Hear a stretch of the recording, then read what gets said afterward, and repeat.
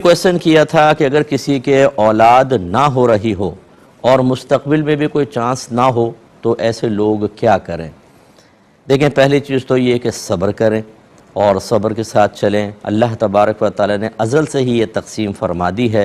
कुरान में वो ख़ुद इरशाद फरमाता है, वो जिसको चाहता है लड़के देता है, जिसको चाहे लड़की दे, जिसको चाहे दोनों दे और जिसको चाहे कुछ भी ना दे, बांझ रखे। तो ये बहुत सारे ऐसे होते हैं लोग कि उनके बच्चे नहीं होते, तो इसमें कोई मसला नहीं है। अगर बच्चे नहीं है कोई बात नहीं, आप सब्र करें। अच्छा, दूसरा तरीका ये होता है कि जी ऐसे कुछ जदीद टेक्नोलॉजीज़ आ गई हैं कि उसमें मर्द का स्पर्म लिया, औरत का लिया, एग लिया और किसी और जगह मिलाप करा के माँ के रहम में रख दिया।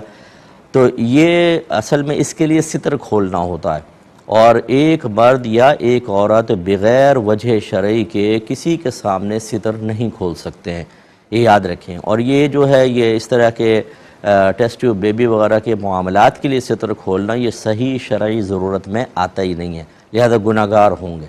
हाँ, अगर फ़र्ज़ कर लें किसी ने इसके बावजूद किया और हमल ठहर जाता है, बच्चा हो जाता है, वो तय्यब और हलाल है, बशर्ते कि इसी शौहर इसी बीवी का हो, यानी स्पर्म और एग।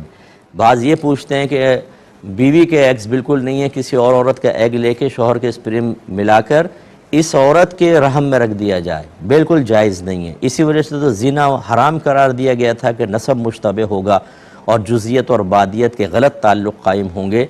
इसी तरीके से एग्स इस औरत के हों और स्पर्म किसी गैर मर्द का ले लिया जाए, बिल्कुल शरन जायज़ नहीं। इसी तरीके से इन दोनों का स्पर्म और एग है, लेकिन थर्ड किसी पार्टी कोई और औरत के इसका रहम कमज़ोर है, वो कंसीव नहीं कर सकता, उसमें मतलब हमल बाकायदा ठहर नहीं सकता, तो अजनबी औरत के रहम में डलवा दिया, ये भी शरन जायज़ नहीं है, याद रखें। इसी से ख़राबियाँ पैदा होंगी, अंसाब मुश्तबे होंगे, शरीयत इसको बिल्कुल लाइक नहीं करती है। तो अच्छी तरीके से सोच समझ कर फिर इसके बारे में फ़ैसला करना चाहिए। और अगर आप सब्र करेंगे, अल्लाह ताला आपको जन्नत में अगर दाखिला अता फ़रमाएगा, वहाँ औलाद भी होगी। बाज़ रिवायात के मुताबिक आप कसीर बच्चे पैदा कर लीजिएगा, कोई मसला नहीं है।